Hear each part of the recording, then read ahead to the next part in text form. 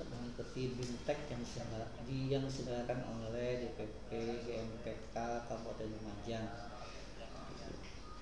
Yang terhormat Ketua GMPK Kabupaten Lumajang beserta jajarannya, baik yang mendengarkan secara live streaming maupun yang offline. Baik, kali ini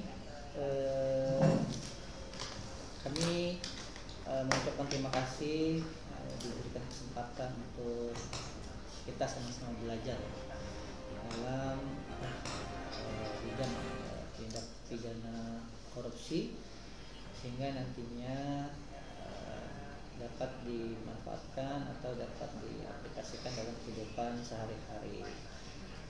Kami mendapatkan undangan untuk mengisi dan dipercaya pimpinan untuk mewakili pimpinan untuk mengisi BIMTEK dengan tema accessibility building dengan judul kerawanan korupsi keuangan negara di pemerintahan desa.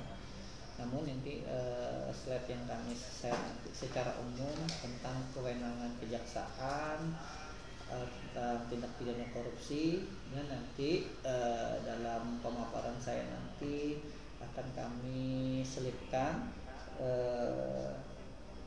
bagaimana kerawanan korupsi di pemerintahan desa.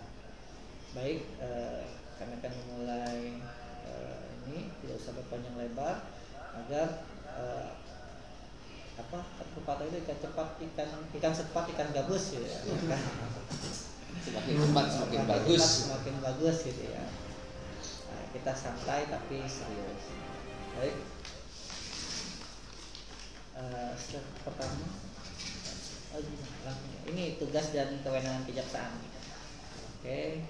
Kejaksaan merupakan lembaga setingkat menteri ya, merupakan lembaga pemerintahan yang melaksanakan kekuasaan negara di bidang penuntutan dan kewenangan lain berdasarkan ketentuan perundang-undangan. Nah, maksud ini kejaksaan merupakan dominus litis.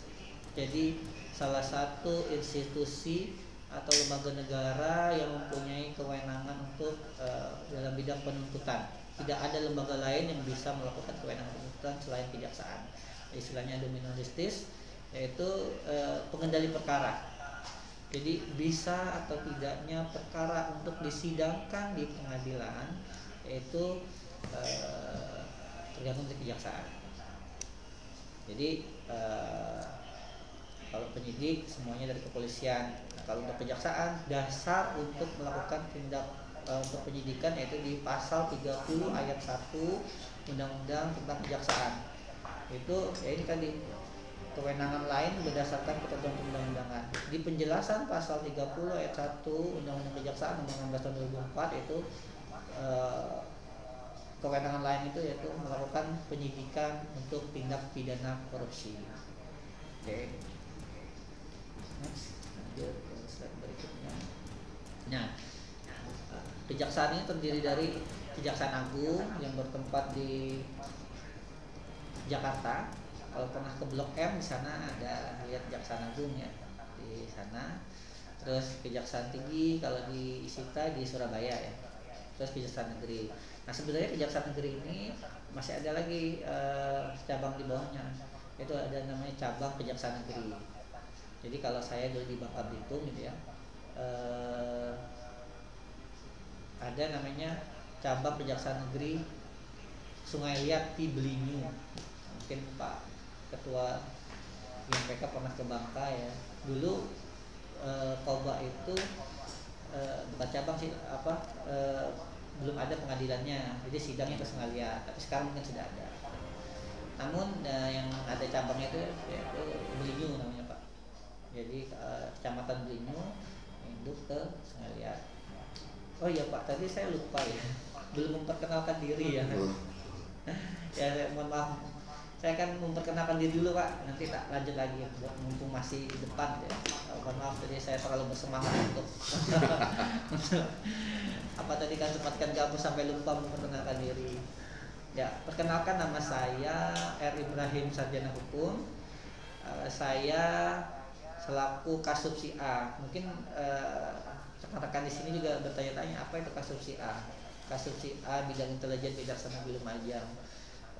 yaitu Kasubsi Ideologi Kepala Subseksi Ideologi Polek Sosbud Hankam Politik Sosial Budaya Keamanan dan Pertahanan.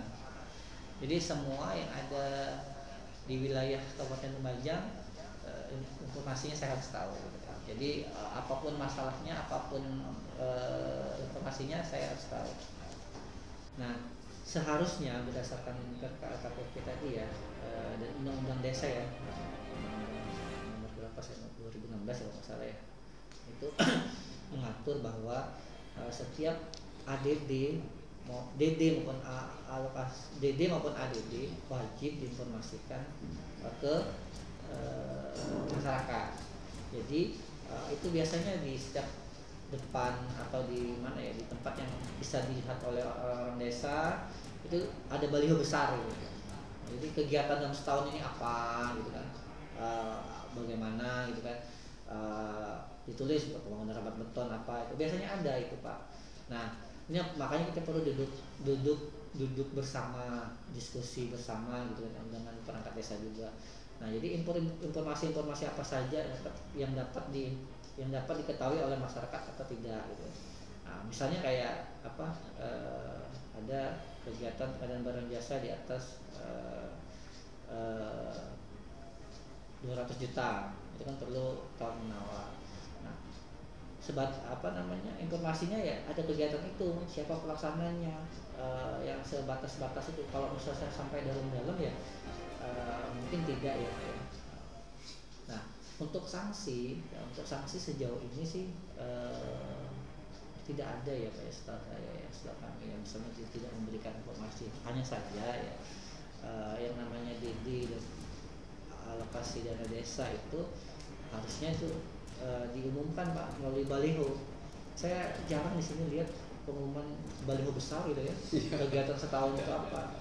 Kalau saya dulu di Lingga ya, di Kabupaten Bintan dan di Kabupaten Lingga itu, jadi itu kegiatan satu tahun itu apa Pak? Ada tuh rutin ATK, rehab kantor, rabat beton, itu tulis semua. Ya, nah, jadi misalnya rekan-rekan di sini nanya, Pak ini kegiatan misalnya rehab beton misalnya, rehab kantor gitu kan, siapa pelaksananya? Boleh dijawab itu, oh ini kan sudah ada Pak pelangnya di sana, monggo dilihat gitu kan.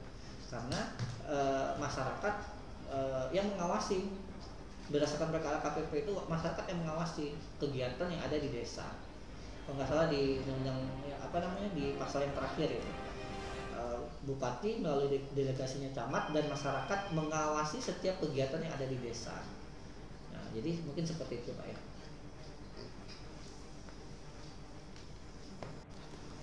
Baik, terima kasih Bapak Ibrahim sudah menyampaikan paparannya mengenai bagaimana apa itu tindak pidana korupsi dan sanksi hukumnya dan kerawanan korupsi yang terjadi di kemungkinan yang bisa berpotensi terjadi di pemerintahan desa.